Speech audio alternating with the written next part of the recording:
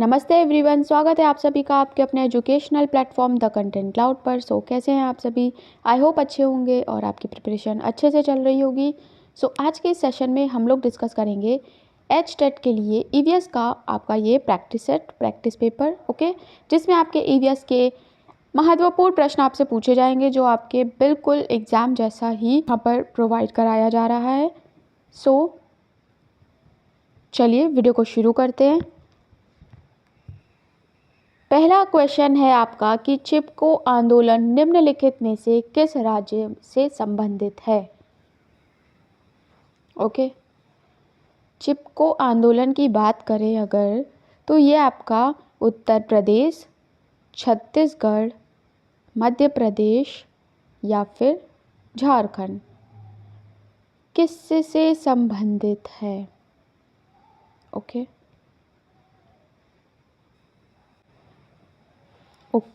ये आपका प्रश्न है, आपको इसका करेक्ट आंसर देना है। चिपको आंदोलन की शुरुआत 1973 में हुई थी, ओके, जिसका उद्देश्य था पेड़ों की सुरक्षा करना और उसका पेड़ों का मतलब संरक्षण करना, ओके। और इसकी जो शुरुआत है उसका आपका करेक्ट आंसर होगा उत्तर प्रदेश, ओके।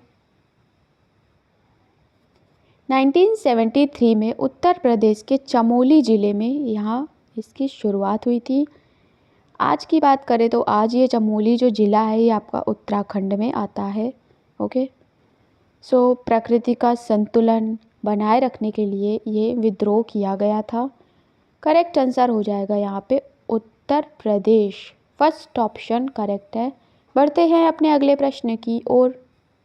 क्वेश्चन है कि भारतीय गैंडे यानी राइनासोर्स संरक्षित हैं कॉर्बेट में नेशनल पार्क या राष्ट्रीय उद्यान, काजीरंगा नेशनल पार्क, बांदीपुर या गिर, कहाँ पर ये सुरक्षित संरक्षित हैं? ओके, जो ये भारतीय गैंडे हैं इन्हें रेड डेटा बुक में शामिल किया गया है क्योंकि इनका जो नाम है वो लुप्त प्राय प्रजातियों के अंदर आता है। इन्हें सुरक्षित रखने के लिए जो हमारा असम का काजीरंगा नेशनल पार्क है वो यहाँ पर करेक्ट आंसर हो जाएगा, यानी second option Kaziranga national park, okay.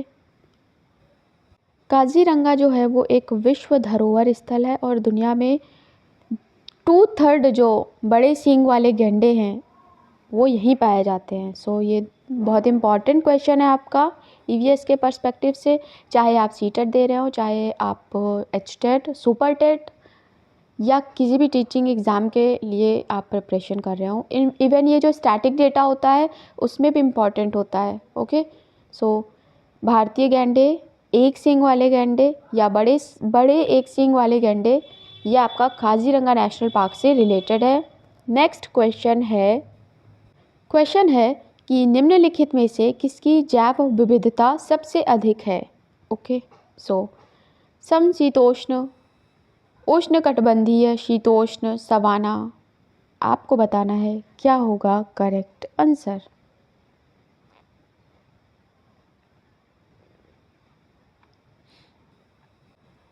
Correct answer हो जाएगा ऑप्शन नंबर सेकंड, उष्णकटिबंधीय सदाबहार वर्षा वन बायोम।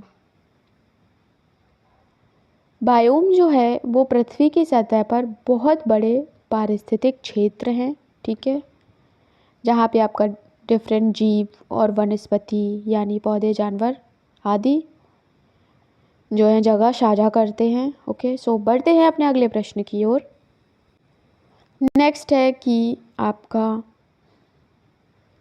ठोस रूप में कार्बन डाइऑक्साइड को आमतौर पर किस नाम से जाना जाता है? शुष्क बर्फ, पोटाश, एप्सॉम या क्विकसिल्वर, ओके।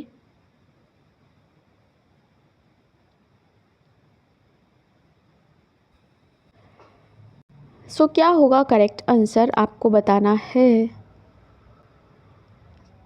यहाँ आपका करेक्ट आंसर हो जाएगा शुष्क बर्फ, ऑप्शन नंबर 1, यानी जो ठोस CO2 है ये आपका करेक्ट आंसर होगा। ओके, आजकल आप जो पार्टी अटेंड करते हैं तो आपने जो फॉग टाइप का वो देखा होगा, एनवायरनमेंट बनाते हैं तो उसमें यही गैस वो यूज़ करते हैं, ठीक है, ड्राई कार्बन डाइऑक्साइड। सो और भी इसका यूज़ होता है। So option number 1 correct answer हो जाएगा। नेक्स्ट है क्वेश्चन है, एक तेल उत्पादक पौधा इनमें से कौन सा है? ऐसा पौधा जिससे हमें तेल की प्राप्ति होती है, ठीक है। टमाटर नहीं हो सकता, आलू इससे भी तेल नहीं मिलता, आम इसका तो हम लोग अचार रखते हैं, आम को तो बहुत ही वैरायटी में जानते हैं मगर इससे आपका तेल नहीं मिलता। तो तेल के लिए एक ही ऑप्शन आपका फर्स्ट वाला करेक्ट आंसर होगा, मूंगफली यानी आपका ग्राउंड नट। ओके, जिससे हमें पीनट भी प्राप्त होता है और ये आपकी एक खरीफ की फसल होती है, ठीक है। और बात करें भारत में तो भारत में मूंगफली का सबसे बड़ा उत्पादक राज्य है गुजरात।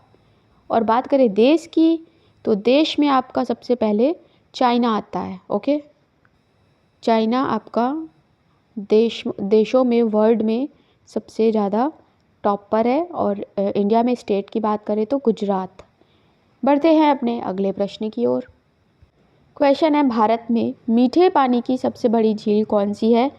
वुलर झील, चिल्का, डल या लोनार?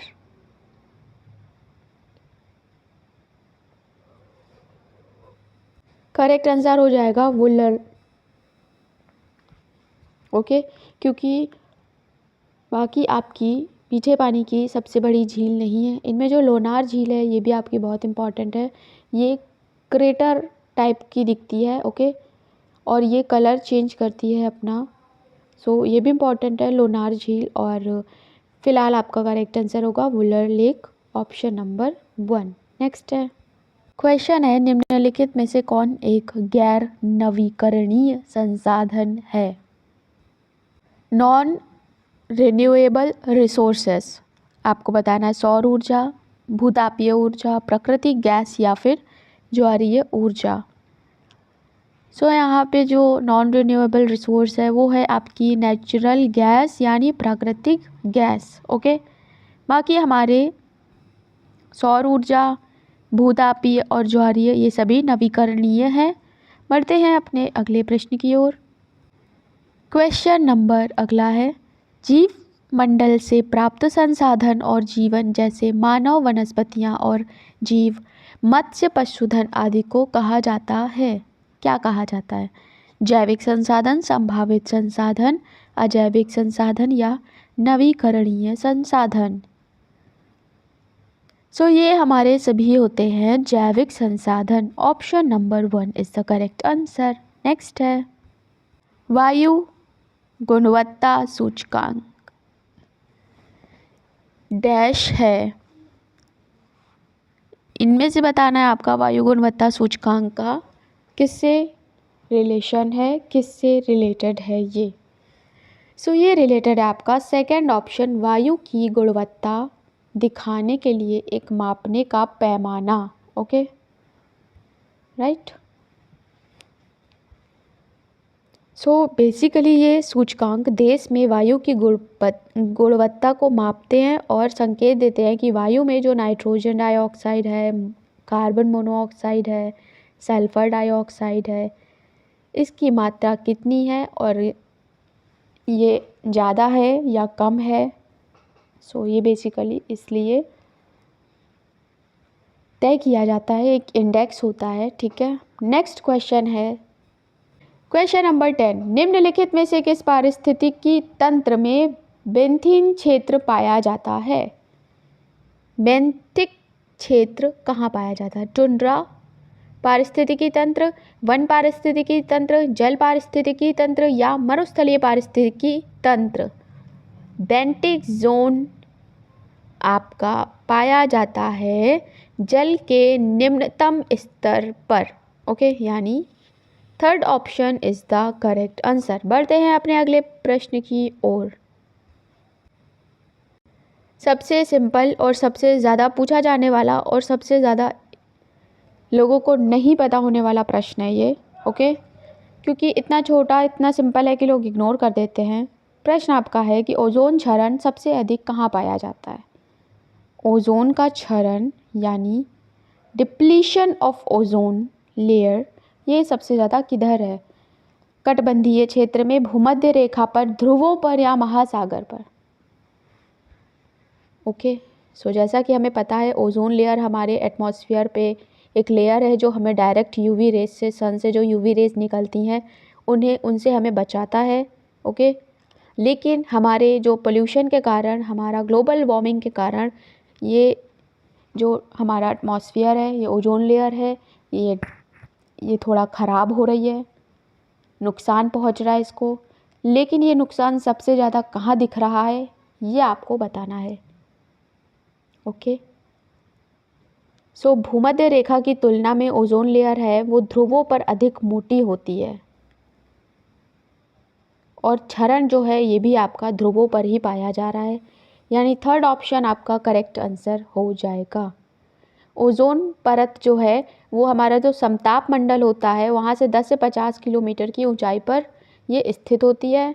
ओके, सो बढ़ते हैं अपने अगले प्रश्न की ओर। Third option is the correct answer. Red data book, जिसे रेड लिस्ट भी कहा जाता है, ये क्या है? आपके ऑप्शंस हैं, आपको बताना है कि रेड डेटा बुक क्या है। ओके, सो अगर आप चैनल पर पहली बार विजिट कर रहे हैं, पहली बार वीडियो देख रहे हैं, सो वीडियो को शेयर कर दें और चैनल से जुड़ जाएं for further videos. Okay, question का करेक्ट आंसर हो जाएगा फोर्थ वाला ऑप्शन, जानवरों और पौधों आदि की दुर्लभ और लुप्तप्राय प्रजातियों का विस्तृत दस्तावेज, यानी जो भी हमारे जो जानवर हैं, पौधे हैं, जो भी प्रजातियां जो लुप्तप्राय होने की कगार पर है, उनका सबका लिस्ट तैयार करके ये रखते हैं। जैसा कि अभी हमने ऊपर एक क्वेश्चन पढ़ा था, एक सींग वाले गैंडे, सो वो भी आपके इसी के अंतर्गत आते हैं। नेक्स्ट प्रश्न की ओर बढ़ते हैं। क्वेश्चन है, पृथ्वी पर दूसरा सबसे बड़ा महाद्वीप कौन सा है? ओके,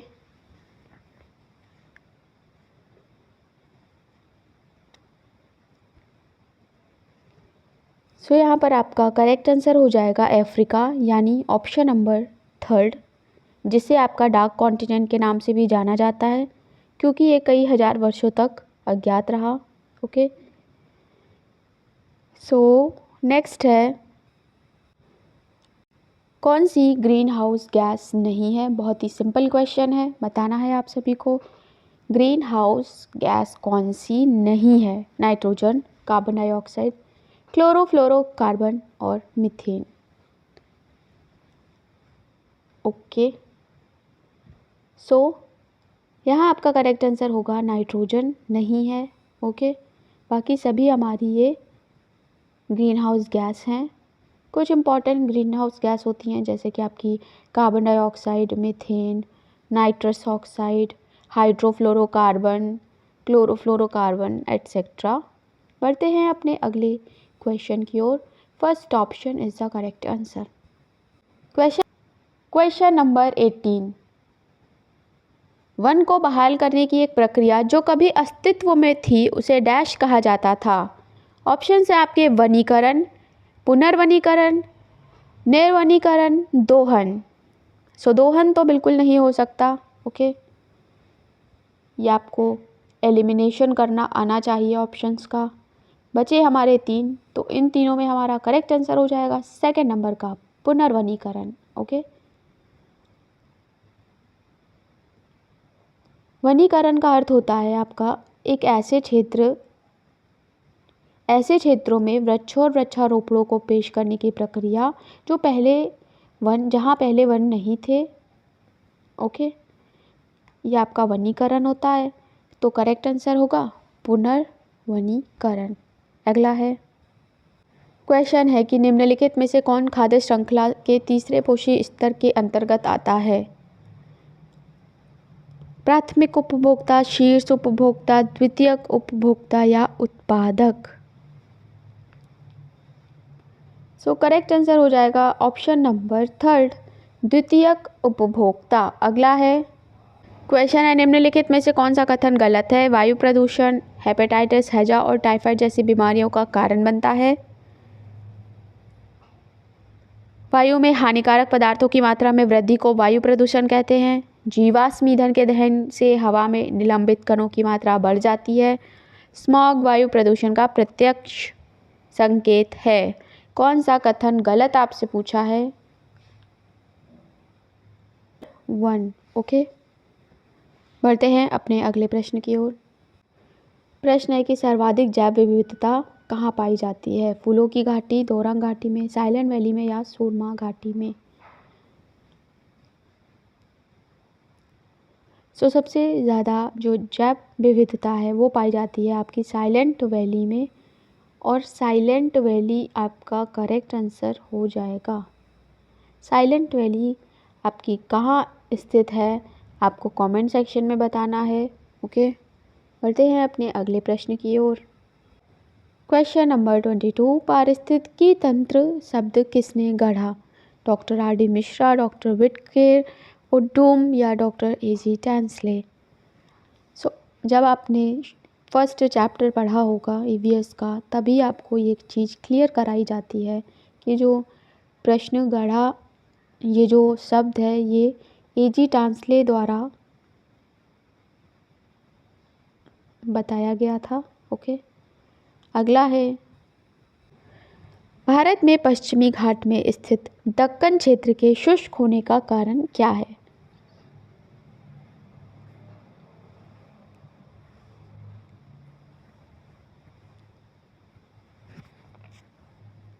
कम तापमान प्रभाव, दाब प्रभाव, वृष्टि छाया प्रभाव या उच्च ऊंचाई प्रभाव? करेक्ट आंसर हो जाएगा 3rd ऑप्शन, वृष्टि छाया प्रभाव। अगला है, वायुमंडल की बाहरी सीमा पर प्राप्त सौर विकिरण प्रति इकाई क्षेत्र को डैश के रूप में जाना जाता है। किस रूप में जाना जाता है? आतपन, ऊष्मा बजट, सौर स्थिरांक या सौर ऊर्जा? करेक्ट आंसर हो जाएगा 3rd ऑप्शन, सौर स्थिरांक। नेक्स्ट है, निम्नलिखित में कौन सी कृषि पद्धति पर्यावरण के अनुकूल है?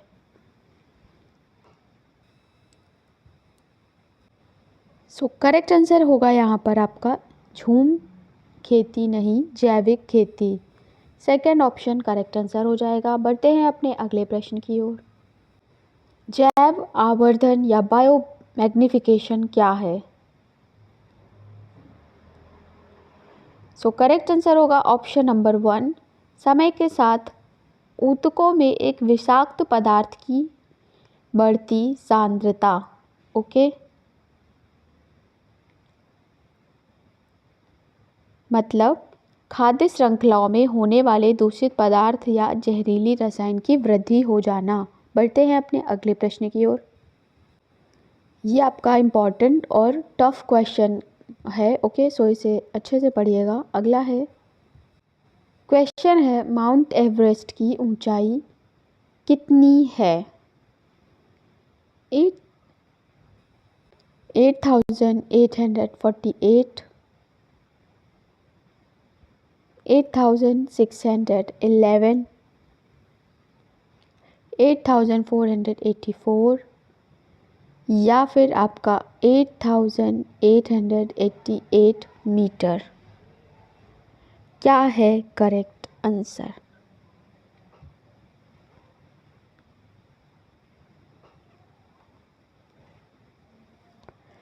करेक्ट आंसर यहाँ हो जाएगा ऑप्शन नंबर आपका फर्स्ट, 8,848 मीटर। इसकी ऊंचाई आपकी 29,032 फीट है। ओके, ये विश्व का सबसे ऊंचा पर्वत है। फर्स्ट ऑप्शन यहाँ करेक्ट होगा। अगला है, विश्व में सबसे अधिक वर्षा किस स्थान पर होती है? गुवाहाटी, मैसिमराम, चेरापूंजी, कोलकाता। सो यहाँ पर करेक्ट आंसर होगा Mawsynram. Okay, second option is the correct answer. Mawsynram जगह है वो मेघालय राज्य में पूर्वी जो खासी पहाड़ियाँ हैं वहाँ पर स्थित है। ओके, नेक्स्ट क्वेश्चन है, भूतल और समुद्र के बीच की सीमा रेखा क्या कहलाती है? भूतल, ओके, और समुद्र के बीच की सीमा रेखा क्या कहलाती है? सो ये रहा आपका ओशन और ये है हमारा भूतल। तो इसके बीच की ये सीमा रेखा आपकी कहलाती है समुद्र तट, यानी option number 1 is the correct answer. Next है क्वेश्चन है, विश्व की सबसे गहरे मीठे पानी की झील का नाम बताओ। बैकल झील, पुलिकट झील, विक्टोरिया या फिर सुपीरियर। ऊपर हमने क्वेश्चन डिस्कस किया था जिसमें आपका भारत की झील के नाम आपको दिए गए थे। यहाँ आपको विश्व की सबसे गहरी मीठे पानी की झील बतानी है। सो ये आपकी साइबेरिया में स्थित है। ओके, और करेक्ट आंसर है ये आपकी बैकाल झील यानी बैकाल लेक। ओके, ये विश्व की सबसे गहरी और सबसे पुरानी मीठे पानी की झील है। Okay, so first option is the correct answer. So यहाँ फिनिश होते हैं हमारे ईवीएस के टॉप 30 क्वेश्चंस। कितने क्वेश्चन आपको पहले से आते थे, कितने आपके सही हुए, कमेंट सेक्शन में बताना बिल्कुल भी ना भूलें। मिलते हैं नेक्स्ट वीडियो में। Thanks for watching.